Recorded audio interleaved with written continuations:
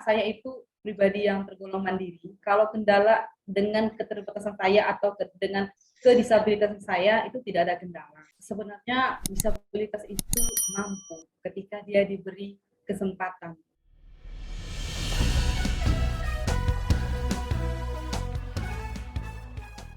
Salam perspektif baru untuk Anda, pemirsa acara ini di media sosial YouTube dengan nama akun Perspektif Wimar TV. Saat ini, Anda kembali mengikuti acara favorit kita semua, yaitu Wawancara Perspektif Baru, tentu saja dengan host kesayangan Anda, yaitu saya, Hayat Mansur. Sahabat Perspektif Baru, di Indonesia, komitmen terhadap penghormatan, perlindungan, dan pemenuhan hak-hak penyandang disabilitas diwujudkan dengan adanya Undang-Undang Nomor 8 Tahun 2016 tentang penyandang disabilitas. Ada 24 hak penyandang disabilitas yang diatur di dalam undang-undang tersebut. Salah satunya adalah hak mendapatkan pekerjaan. Namun, hingga kini, salah satu persoalan yang sangat terasa oleh penyandang disabilitas dan tentu juga oleh keluarganya adalah minimnya lapangan pekerjaan bagi mereka.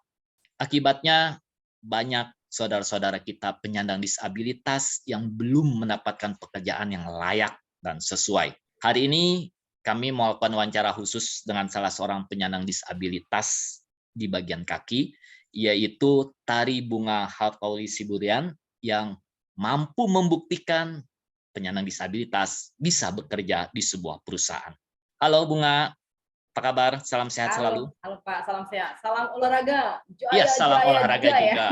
Iya. Untuk pendengar dan pemirsa, kenapa tadi Bunga menyatakan salam olahraga? Karena Bunga adalah atlet, ya, atlet angkat besi dan peraih medali perak di Pekan Paralimpiade Nasional di Papua tahun 2021, tapi meraih emas di Riau.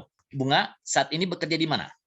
Saya saat ini bekerja di PT Sumber Akwariati Jaya LPK atau yang akrab disebut dengan Alfamart. Bunga dan juga sahabat Perspektif Baru, tidak banyak perusahaan yang peduli dan mau memperkerjakan penyandang disabilitas seperti Anda. Akibatnya banyak saudara-saudara kita penyandang disabilitas kesulitan mendapatkan pekerjaan. Padahal sama seperti mereka yang non-disabilitas, para penyandang disabilitas juga membutuhkan pekerjaan untuk menghidupi dirinya dan juga keluarganya. Nah, bisa diceritakan bagaimana awal mula Anda bisa mendapatkan pekerjaan di sebuah perusahaan saat ini? Sepertinya memang Alfamart itu memang jodoh saya. Awalnya itu saya memang masih sedang bekerja di sebuah instansi pemerintah, tapi dengan status honorer. Jadi ketika itu pihak Alfamart datang berkunjung ke dinas sosial dan saya juga sedang berkunjung ke dinas sosial ketemu teman saya Pak. Jadi ketika saya berkunjung ke sana, Alfamart berkunjung ke dinas sosial, itu namanya jodoh dan tiba-tiba aja ketemu gitu. Halo, selamat pagi, saya dari Alfamart gitu. Pihak Alfamartnya berkenalan, ingin mencari teman-teman disabilitas yang ingin atau yang bisa bergabung dengan Alfamart. Terus teman saya ini bilang, ya udah nggak usah jauh-jauh, ini ada satu orang nih susah banget nih cari kerja nih, katanya seperti itu. Terus saya bingung, terus dijelasin dulu sama bapaknya, begini kerja di Alfamart, kamu akan melakukan yang sesuai dengan kemampuan kamu. Pada saat itu saya mengingat ada bapak seorang namanya Bapak Robert, beliau tuh langsung to the point. Ketika itu saya masih cantik dan muda. Sekarang juga masih muda loh. Oh masih. Dan saya kan, jadi saya menggunakan pakaian baju guru dan saya kelihatan rapi. Jadi mungkin bapak itu tertarik sedikit ya, mungkin dengan penampilan saya agak imut-imut dikit ya Pak. Jadi bapaknya langsung tawarin, oke Mbak, saya mau kamu jadi personalia saya. Personalia Pak, tapi saya masih ragu gimana ya masuk perusahaan gitu, karena saya masih diiming-imingi jadi honorer, saya diiming-imingin akan begini-begini ke depan seperti itu. Kalau saya lepasin honorer, takutnya gimana-gimana, kan pengen jadi PNS, tapi kan teman-teman bilang, kan belum tentu, ini di depan mata udah ada yang bagus. Akhirnya saya bilang ke bapaknya, kasih saya izin waktu Pak 1 bulan untuk memikirkan. Kenapa lama banget 1 bulan? Karena saya harus memikirkan Pak, saya akan lepaskan dinas pendidikan saya ini atau saya ikut Alfamart. Ya, saya dengan penuh bergelut dalam doa, dan teman saya mensupport. Teman saya ini bilang, kalau kamu di dinas pendidikan, yang tertolong itu cuma diri kamu sendiri. Tapi Bapak tadi menawarin kamu dari personalia, kamu akan bisa menolong teman-teman kamu yang disabilitas yang lain. Hubungannya apa? Saya nggak tahu. Kan di personal itu untuk bagian human capital. Saya belum ngerti Pak tentang perusahaan, saya nggak ngerti. Human capital itu tentu ada perekrutan. Nanti kamu akan bisa kasih informasi ke teman-teman kamu disabilitas yang ada di Riau. Hey guys, teman-teman, ini ada lowongan. Gitu ya Kak? Iya, seperti itu. Ya, akhirnya dengan senang hati, kunjungan kedua, bapak-bapak itu datang lagi. Oke Pak, saya mau join dengan Alfamart. Ya, tapi kamu tidak bisa join sembarangan join. Kamu harus dites dulu semuanya, tes psikologi, psikotesnya, tes semuanya sesuai dengan peraturan perusahaan. Ya, saya siap mengikuti tesnya. Kalau saya lolos, ya saya mau bergabung. Tapi kalau kamu nggak lolos, ya mohon maaf. Ya, baik Pak. Jadi saya tetap mengikuti seperti karyawan lain, tesnya seperti itu Pak. Dan akhirnya Oke. saya bergabung di Alfamart 2017. Oke, Bunga, bisa diperjelas lagi, mengapa Anda lebih tertarik untuk bergabung ke perusahaan swasta sekarang ini, yaitu Alfamart, dibandingkan Anda tetap bekerja di PNS, walaupun saat itu adalah sebagai karyawan honorer? Yang pertama, ada masukan dari teman saya. Kalau saya di honorer, yang terbantu itu hanya diri saya sendiri. Jadi saya cuma nyelamatin diri saya. Sementara kalau saya gabung di Alfamart, di bagian personalia, saya akan mendapatkan informasi lebih banyak tentang perekrutan karyawan, dan saya bisa kasih info ini ke teman-teman saya yang disabilitas yang di luar. Sementara kan untuk mendapatkan informasi tentang pekerjaan ini susah Pak. Jadi teman saya kasih masukan, kamu ambil lebih baik itu, kamu bisa menolong teman-teman kamu yang lain. Dan yang kedua, benefitnya. Secara saya disabilitas itu rawan sakit Pak, karena saya kan polio, rawan sakit, rawan demam, rawan jatuh. Sementara ketika saya jadi honorer, itu benefit seperti untuk BPJS kesehatan atau kecelakaan kerja itu tidak ditanggung, tidak ada Pak. Sementara saya rawan kecelakaan, rawan sakit. Sehingga ketika saya tanyain di perusahaan, apa benefit yang saya dapatkan? Semua asuransi kesehatan seperti BPJS Ketenagakerjaan, BPJS Kesehatan itu ada. Dan saya memerlukan itu. Nah, Itu Bunga, apa? kalau bicara soal benefit, apakah benefit berupa gaji yang Anda terima itu lebih besar dibandingkan dengan benefit gaji dibandingkan rekan-rekan Anda karyawan yang non-disabilitas, atau sama saja? Kalau di Alfamart sistem penggajian itu sesuai dengan struktur grade. Jadi sama semua Pak. Tapi kalau dibandingkan dengan gaji honorer lebih tinggi. Pada saat itu sama, cuman frekuensinya. Kalau di honorer itu tidak tanggalnya yang tetap, bisa sekali 2 bulan atau 3 bulan. Ya. Sementara kalau di perusahaan itu sudah ditentukan tanggalnya Pak. Tanggal 28, setiap bulan pasti tanggal 28. Berarti Anda sudah berapa lama saat ini bekerja di Alfamart? Saya sekarang di Alfamart itu sudah 5 tahun 4 bulan. 5 tahun 4 bulan. Seorang bekerja di suatu perusahaan kan berharap bahwa karirnya berkembang. Nah, bagaimana perkembangan karir Anda dari 5 tahun lalu sampai sekarang? Awal saya masuk itu jabatannya staff grade 5, dan saya sekarang sudah officer grade 7. Jadi ya kalau ada peluang nanti saya naik officer grade 8, ya semoga ada peluang. Tapi kalau untuk jenjang karir kan saya awalnya staff, sekarang sudah officer. Nah, saat Anda bekerja, Anda mengalami kendala nggak di dunia kerja karena adanya disabilitas atau keterbatasan yang Anda miliki? Untuk kendala Pak, secara saya itu pribadi yang tergolong mandiri. Kalau kendala dengan keterbatasan saya atau dengan kedisabilitasan saya itu tidak ada kendala. Palingan kalau kendala itu tentang pekerjaan itu sendiri. Namun kalau akses mobilitas saya itu semuanya bisa saya lakukan karena saya juga sudah dididik untuk menjadi mandiri. Nah, berarti Anda tidak kesulitan saat bekerja di Alfamart. Nah, apakah ruang kerja atau dunia kerja Anda di perusahaan sekarang ini aksesibilitasnya memudahkan bagi para penyandang disabilitas untuk bisa beraktivitas? Sejauh ini tempat saya Pak itu akses ya. Pertama kali masuk di lobi itu ada tangga, kemudian di samping ada bidang miring. Dan kantor ini ada 2 lantai. Untuk ke atas itu kita akses menggunakan tangga, kan tidak ada lift. Pak, tapi ada bantu, ada hall di samping besi gitu untuk membantu saya untuk naik. Jadi kalau ketika naik tangga saya aman karena ada untuk hall atau pegangannya seperti itu, Pak. Oke. Saat ini ada berapa orang penyandang disabilitas yang bekerja di tempat Anda? Yang ada di cabang Pekanbaru ini ada 27 orang, Pak. 27 orang. Kalau secara keseluruhan? Di seluruh Indonesia, Pak. Ya, betul. Seluruh Indonesia terakhir kita ada acara dengan Bapak Sumi itu kurang lebih 1.200 sih. Oh, banyak ya. Iya. Kalau saya tidak salah 1.200. Nah, itu kategori penyandang disabilitasnya apa saja, Bunga? Yang sekarang kita bisa terima itu, Pak, memang kita kan masih tetap batasi sesuai dengan kemampuannya. Jadi yang sekarang sudah bergabung itu ada teman-teman dari tunarungu, kemudian tunadaksa, daksanya ringan, ada kaki tangan, kemudian tunanetra, tunanetranya itu ada yang low vision, ada yang sebelah juga, kemudian tunagrahitanya juga dengan IQ-nya IQ sedang seperti itu. Oke. Nah, kalau menurut Bunga, apa sih kontribusi yang bisa diberikan oleh Bunga dan juga teman-teman penyandang disabilitas kepada perusahaan dengan mempekerjakan Anda dan teman-teman?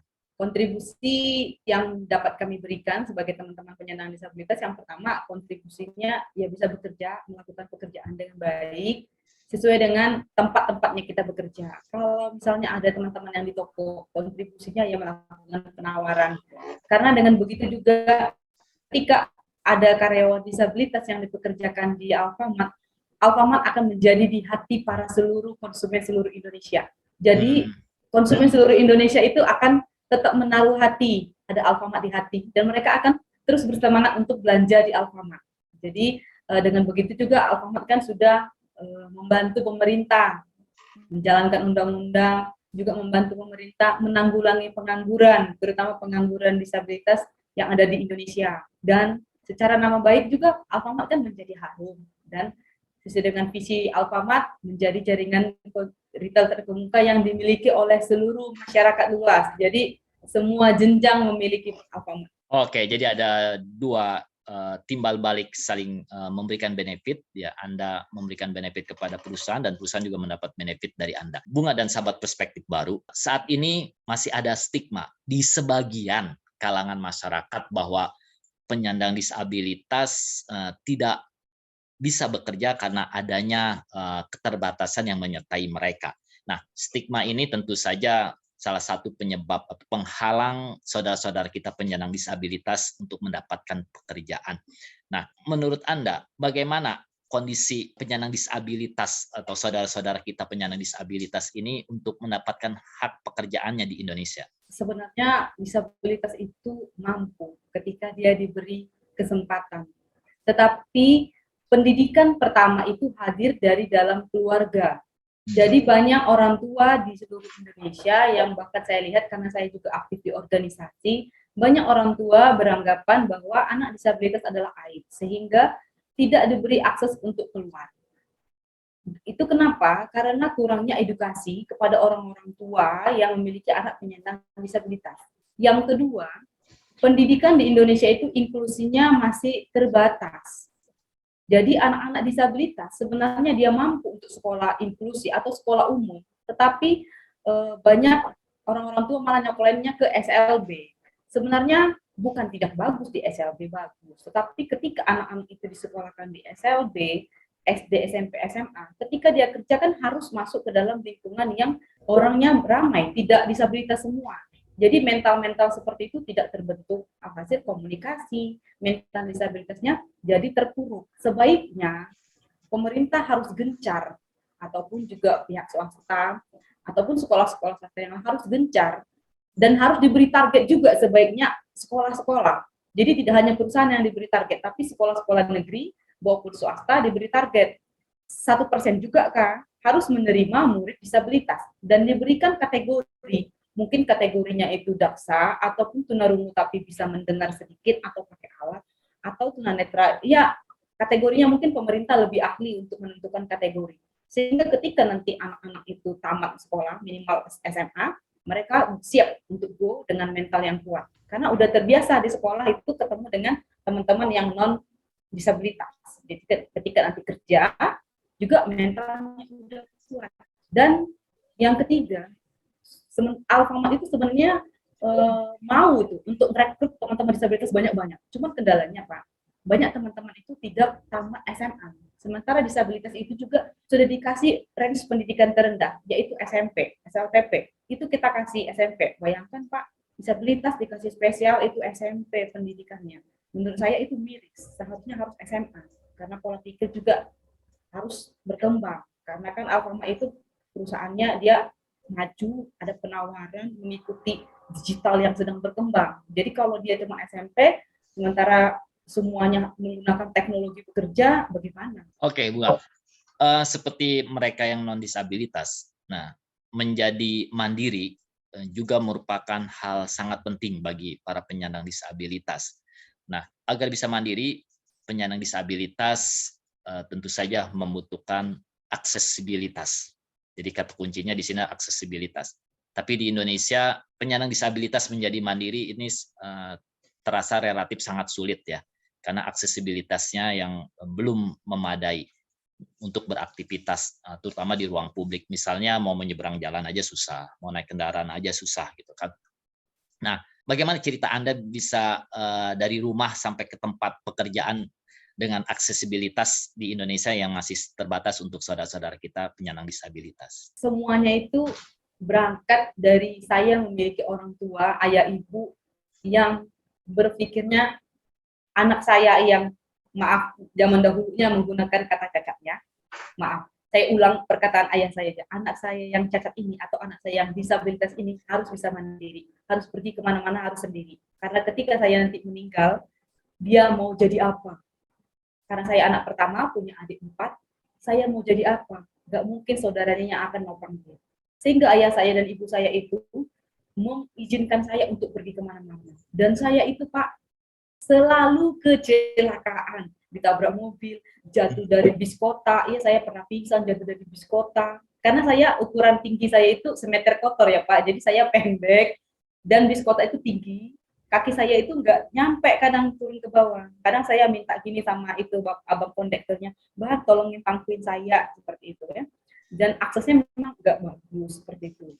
Tapi karena saya diberi kekuatan oleh orang tua saya jatuh, saya kecelakaan, saya mau nyebrang itu Pak, sampai saya angkat tangan tuh nyebrang, biar saya bisa nyebrang, karena mobil motor kan gini-gini tuh, saya angkat tangan, setiap hari saya nangis, saya sekolah, kuliah, saya nyebrang tuh susah, tapi karena orang tua saya bilang, kalau kamu kecelakaan hari ini, is okay, ini pelajaran, jangan takut, nggak apa-apa, kalau kamu jatuh hari ini nggak apa-apa, jadi orang tua saya itu selalu bentuk mental saya itu harus mental baja, walaupun perempuan harus kuat, nggak boleh jadi takut trauma, ya harus semangat. Nanti berdoa aja, nanti suatu saat nanti Indonesia atau tempat kita ini akan semakin bagus lagi. Kalau dulu di daerah saya itu nggak ada kayak zebra cross gitu Pak, jadi main ajar aja gitu. Kalau sekarangnya di Pekanbaru udah rapi seperti itu. Kalau kita mau nyebrang ada lampu merah, saya nyebrang udah enak. Terus ada apa? Jembatan penyeberangan orang gitu ya Pak, udah ada enak seperti itu. Jadi intinya saya sih lebih mengajak gitu ya para ayah ibu ataupun teman-teman disabilitas yang memiliki anak yang disabilitas, come on gitu, kasih dia mental baja, jangan aduh cucu jatuh, nah udah nggak usah nih, nggak usah nanti tambah cacat, no ya harus dibentuk mentalnya yang kuat, jangan malu ke orang gitu.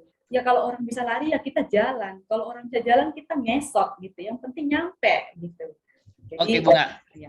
tadi kan Anda menceritakan betapa Anda perlu perjuangan gitu loh untuk bisa beraktivitas di ruang publik lah, karena aksesibilitas di Indonesia masih kurang ramah terhadap penyandang disabilitas. Nah, ketika Anda bekerja, apakah Anda juga sering mengalami kecelakaan kerja? Ketika saya masuk di Alfamart 2017 itu, saya memiliki sepeda motor yang saya modif roda 3, Pak.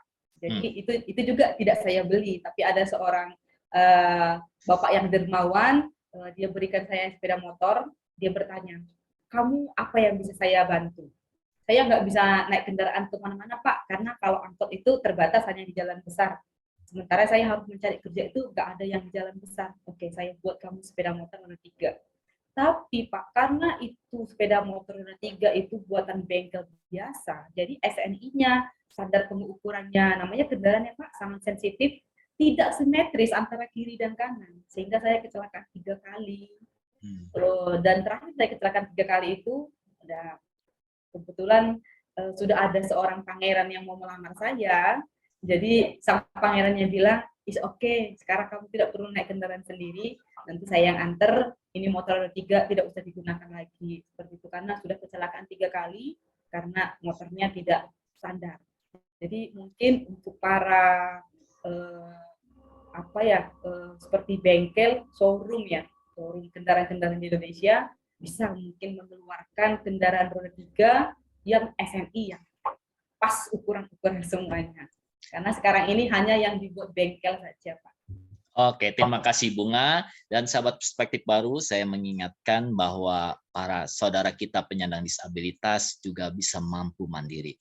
Kuncinya adalah kita semua peduli dan mau ikut membantu kemandirian mereka, terutama dalam hari ini mewujudkan Indonesia yang ramah disabilitas. Sampai jumpa di wawancara perspektif baru berikutnya.